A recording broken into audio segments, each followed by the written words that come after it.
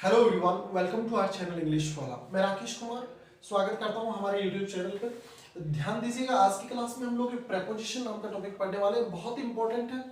इसके बारे में हम वो लेटेस्ट पैटर्न डिस्कस करने वाले हैं जो आजकल एग्जाम्स में पूछा जाता है। तो जरूरी हो जाता है कम से कम आप ये वीडियो पूरा देखिएगा, वीडियो बहुत इंटरेस्टिंग होने वाला है। तो ध्यान से देखिए, अपन जीरो से लेकर सारी बातें अपन प्रेपोजिशन को लेकर करने वाले हैं। प्रेपोजिशन जो होता है, देखिए प्री प्लस पोजिशन दो शब्दों से मिलकर बना है। प्रेपोजिशन जो होता है ये इसके बाद में प्रेपोजिशनल ऑब्जेक्ट आना जरूरी होता है। इसीलिए प्रेपोजिशन के बाद में हमेशा क्या रखा जाता है, नाउन, और या फिर क्या रखा जाता है, प्रोनाउन। अगर प्रेपोजिशन के बाद में प्रोनाउन आएगा तो कौन सा केस आना जरूरी होता है, ऑब्जेक्टिव केस आना जरूरी होता है। आजकल जो लेटेस्ट पैटर्न पूछा जा रहा है उसमें आपको कुछ बातें ध्यान देने की जरूरत है। तो इसके लिए सबसे पहले तो एक बात ध्यान दीजिए कि अगर एंड जो कंजक्शन है उससे जोड़कर अगर दो पार्ट ऑफ स्पीच लिखे जाते हैं तो सबसे पहले एक बात ध्यान दे लीजिएगा कि एंड के पहले दिया गया पार्ट ऑफ स्पीच और एंड के बाद में दिया गया पार्ट ऑफ स्पीच जो है वो क्या होना जरूरी है, सेम होना जरूरी है। सबसे पहले तो ये बात ध्यान रखेंगे कि अगर एंड के पहले आपको वर्ब दिया हुआ है, एंड के बाद भी वर्ब, एंड के पहले अगर एडजेक्टिव है तो एंड के बाद भी क्या होना चाहिए, एडजेक्टिव होना चाहिए। दूसरी चीज ध्यान देना, अगर एंड के बाद में दिया गया जो पार्ट ऑफ स्पीच है उसके साथ में अगर कोई प्रेपोजिशन लिखा गया है तो आपके लिए जरूरी हो जाता है एंड के पहले जो दिया हुआ पार्ट ऑफ स्पीच है उसके साथ भी क्या यूज होना चाहिए, प्रेपोजिशन होना चाहिए। जैसे कि हम लोग पहले सेंटेंस पे चलते हैं, she is ashamed and sorry for her misconduct. आपके पास में एक सेंटेंस लिखा हुआ है, she is ashamed and sorry for her misconduct. इस सेंटेंस में आप लोग देखोगे तो सी जो है वो ऑब्जेक्ट है, सब्जेक्ट है आपके पास में, इज यहाँ पे मेन वर्ब है और ashamed शब्द जो है वो बताइए क्या है, एडजेक्टिव। तो एंड के बाद में भी क्या आना जरूरी है, यहाँ पर सॉरी शब्द भी बताओ क्या है, एडजेक्टिव। एक बात तो ठीक है। दूसरी चीज जो हम लोग चेक करने वाले हैं वहां पे देखिएगा सॉरी वर्ड के बाद में फोर प्रेपोजिशन दिखाई दे रहा है। इसका मतलब जरूरी हो गया कि एंड के पहले जो दिया गया एडजेक्टिव है उसके साथ भी प्रेपोजिशन यूज होना चाहिए। तो बताइए ashamed के साथ में कौन सा प्रेपोजिशन यूज होता है, तो ashamed के साथ ऑफ यूज होता है। तो सेंटेंस में सही क्या हो जाएगा, she is ashamed of and sorry for her misconduct. ये आपका पहला सेंटेंस हो जाएगा जिसमें आपको इन चीजों को ध्यान देने की जरूरत है। अगले सेंटेंस में चलते हैं। देखिए सबसे पहले क्या दिखाई दे रहा है आपको, एंड। एंड के पहले इंगेज दिखाई दे रहा है, एंड आर यहाँ पे मेन वर्ब है, ये हेल्पिंग वर्ब नहीं है, ध्यान दीजिएगा। हेल्पिंग वर्ब और मेन वर्ब में क्या अंतर होता है ये मैंने पिछले वीडियोस में भी बताया, ध्यान देना। हेल्पिंग वर्ब क्या कहती है, मेरे बाद में क्या आना जरूरी होता है, मेन वर्ब आना जरूरी है। फॉर एग्जाम्पल अगर मैं आपको एक सेंटेंस बोलता हूं आई एम टीचिंग इंग्लिश, और एक सेंटेंस बना देता हूं आई एम अ टीचर, दोनों सेंटेंस में आप लोग क्या देख रहे हो, एम लिखा हुआ है यहाँ पे।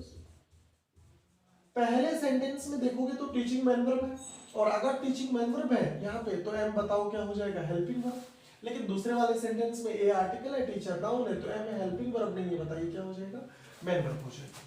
तो हेल्पिंग वर्ब और मेन वर्ब के बीच का डिफरेंस आपको पता होना चाहिए। हेल्पिंग वर्ब कभी भी सेंटेंस में अकेले यूज नहीं होती। दूसरे सेंटेंस में आप लोग देखोगे तो इंगेज शब्द यहाँ पे एडजेक्टिव है, अगर ये एडजेक्टिव है तो ये हेल्पिंग वर्ब नहीं होगा, क्या होगा, मेन वर्ब, और ये क्या हो जाएगा आपका सब्जेक्ट हो जाएगा। एंड के बाद में देखिए सेम पार्ट ऑफ स्पीच, मतलब आगे भी एडजेक्टिव होना जरूरी है, तो अवेयर भी बताओ क्या है, एडजेक्टिव है। इसका मतलब ये दो बातें तो ठीक है, मतलब पहले वाला पार्ट ऑफ स्पीच और बाद वाला पार्ट ऑफ स्पीच तो सेम है। अब अगर आप देखेंगे तो अवेयर के साथ में देखिए क्या लिखा हुआ है, ऑफ प्रेपोजिशन लिखा हुआ है, तो आपके लिए जरूरी हो जाता है इंगेज के बाद भी क्या होना चाहिए, प्रेपोजिशन। तो इंगेज वर्ब के साथ कौन सा प्रेपोजिशन यूज होता है, इंगेज के साथ में इन यूज होता है। अब आपका सही सेंटेंस बन जाएगा। तो आज आपने एक चीज ये देखी कि एंड के पहले दिया गया पार्ट ऑफ स्पीच और बाद में दिया गया पार्ट ऑफ स्पीच दोनों सेम होने जरूरी है। अगर पहले के साथ में प्रेपोजिशन लिखा है तो बाद वाले के साथ भी क्या होना चाहिए, प्रेपोजिशन होना चाहिए। तीसरे सेंटेंस में चलते हैं, a frog can live on land and water as well. देखिए एंड के पहले लैंड शब्द जो है वो नाउन है, वाटर भी बताइए क्या है, नाउन। इससे पहले आप लोगों को ऑन जो है वो किसके रूप में दिखाई दे रहा है, प्रेपोजिशन के रूप में।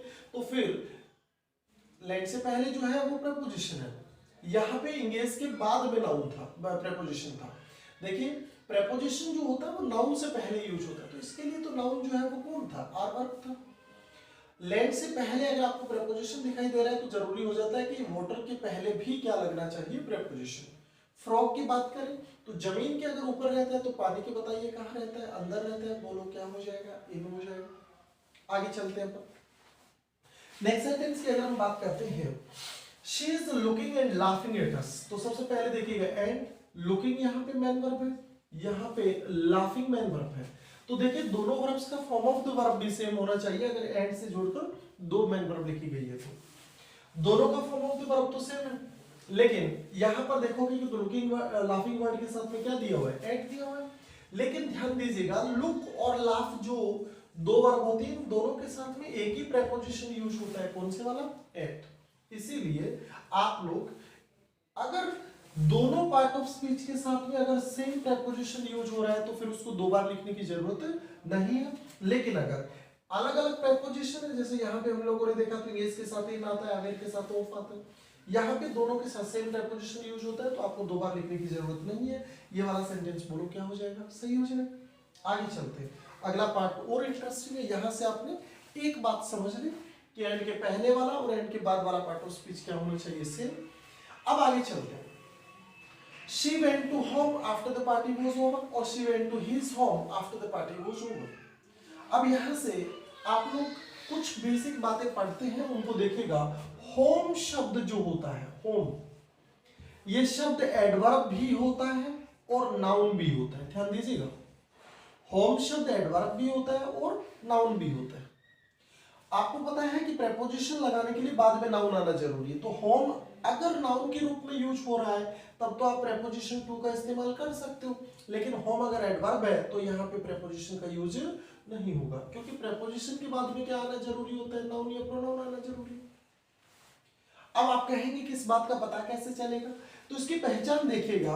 अगर होम से पहले कोई पजेसिव एडजेक्टिव आ रहा है, पजेसिव एडजेक्टिव का मतलब हिज हो गया, हर हो गया, माई हो गया, आवर हो गया, योर हो गया, तब तो आप इसको क्या नाम दे देंगे, नाउन का। अदरवाइज ये बताओ क्या हो जाएगा, एडवर्ब हो जाएगा। देखिए आपके पास में दो सेंटेंस लिखे हुए। पहले सेंटेंस में आप लोग देखोगे क्या लिखा हुआ है, she went to home. Went जो है वो यहाँ पे एक इंट्रांजिटिव वर्ब है, तो ये बताओ क्या हो जाएगा आपके पास, एडवर्ब। और अगर ये एडवर्ब है तो बोलो यहाँ पे क्या नहीं लगेगा, प्रेपोजिशन नहीं लगेगा। दूसरे वाले में देखोगे तो she went to his home. अबे आप देखोगे तो यहाँ पे होम से पहले हिज दिया हुआ है, हिज पजेसिव एडजेक्टिव है, और अगर ये पजेसिव एडजेक्टिव है तो ये बोलो, इस बार बोलो किसका काम कर रहा है, नाउन का काम। इस बार बोलो किसका प्रयोग कर सकते हैं, हम टू का प्रयोग कर सकते हैं। हालांकि ये टू हिज होम पूरा भाग मिलकर अभी भी किसका क्या बनाने का काम कर रहा है, एडवर्ब बनाने का काम कर रहा है। लेकिन यहाँ पे होम अकेला शब्द जो है वो नाउन के रूप में यूज हो रहा है, किसके कारण, पजेसिव एडजेक्टिव के कारण। तो आज आपको एक बात पता चली कि होम शब्द जो होता है वो एडवर्ब भी होता है और नाउन भी होता है। अगर आप बात करें कि अगर होम है, एडवर्ब है और होम ही नाउन है, तो दोनों में अंतर क्या होता है, तो देखिए इसके बीच का अंतर क्या हो जाएगा, a place where you live is called, a place, थोड़ा बोर्ड पे जगह कम है, थोड़ा देख लीजिएगा, a place where you live, वो स्थान जहां पे आप रहते हैं उसको आप क्या कहते हैं, घर कहते हैं, तो ये एडवर्ब ऑफ प्लेस हो जाता है। और वो बिल्डिंग जहां पे आप रहते हो तो सर क्या बन जाएगा, a building where you live is called home. तो आपको पता चल गया ये क्या हो जाएगा आपके पास में, नाउन हो जाएगा। जब बात किसकी कर रहा हूं, बिल्डिंग की, और उस स्थान की बात कर रहा हूं जहां पे हम रहते हैं, तो ये क्या हो जाता है, एडवर्ब हो जाता है। एडवर्ब से अब आपको यहां से एक नई बात और सीखने को मिली कि एडवर्ब जो होता है उससे पहले हम क्या नहीं लगाएंगे, प्रेपोजिशन नहीं लगाएंगे। क्यों, क्योंकि प्रेपोजिशन के बाद में क्या आना जरूरी होता है, नाउन आना जरूरी। होम समझ में आ गया होगा आपको। आगे चलते हैं, one of my friends will have opened some new branches in abroad by end of this year। सबसे पहले आप इस abroad वर्ड पे चलिएगा।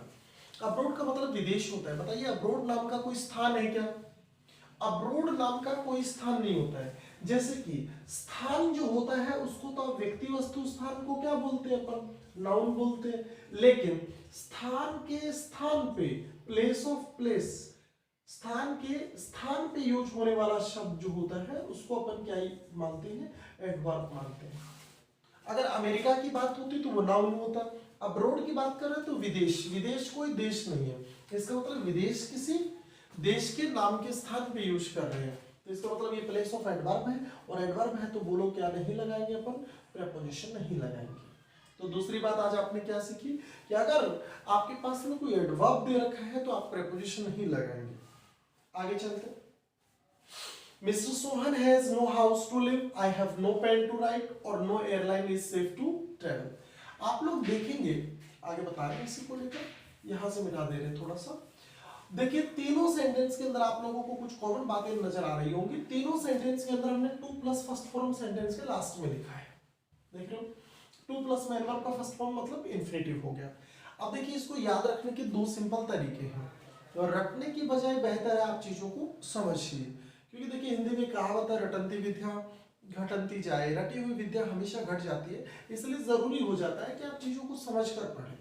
देखिए इन्फिनेटिव जब सेंटेंस के लास्ट में आता है, इन्फिनेटिव मतलब टू प्लस में एडवर्ब का फर्स्ट फॉर्म, अगर इन्फिनेटिव जो है वो सेंटेंस के लास्ट में यूज हो रहा है, और ये इन्फिनेटिव जो है वो यहाँ पे अगर किसका काम कर रहा है, वर्ब का, और इन्फिनेटिव के पहले अगर आपको नाउन दिया गया है,